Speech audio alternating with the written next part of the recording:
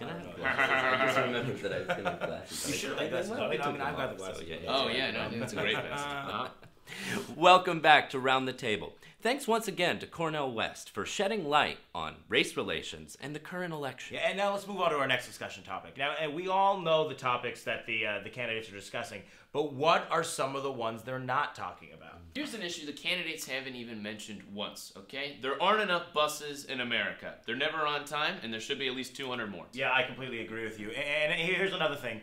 People's grass is getting way too long. I mean, the lawns are getting outrageous, and I just want to hear the candidates talk about that once. Mm-hmm. You know? McDonald's is not as good as it used to be, right? I mean, it's the #1 restaurant chain in the entire country, and yet the fries are getting soggier and soggier. Bar stools are too slippery.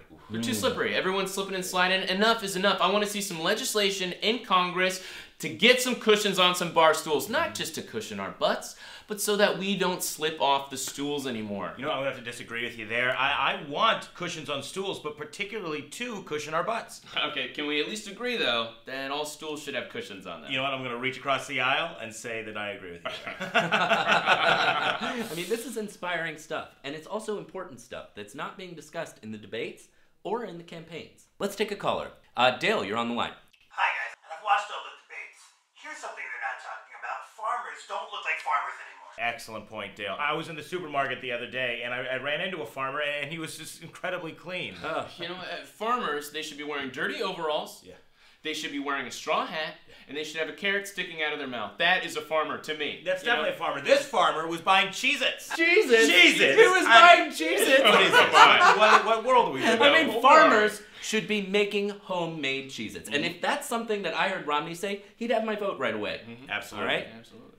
God, I love Cheez-Its. I mean, they're delicious. Yum, Yum, yum. yum. Thanks so much, Dale. Guys, what could the candidates discuss that would get your vote? When your leg gets cut off, it should grow back. Gummy bears. Some of them look the same, but not all of them are good. Dinosaurs are scary to us, but do they scare each other? If I see a quarter in the street, I'm going to pick it up, but where do I stop? Dime? Do I pick up a dime? How do the candidates feel about girlfriends breaking up with their boyfriends?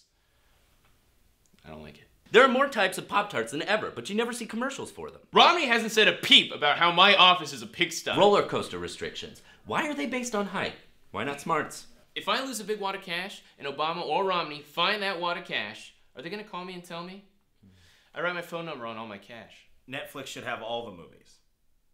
Well, that's all the time we have for this right now. When we come back, we're going to meet Martin, the controversial new voting system in Connecticut. Martin is a short, trustworthy man that people whisper their votes to, and he memorizes them. He's very easy to manipulate if you just shout numbers at him.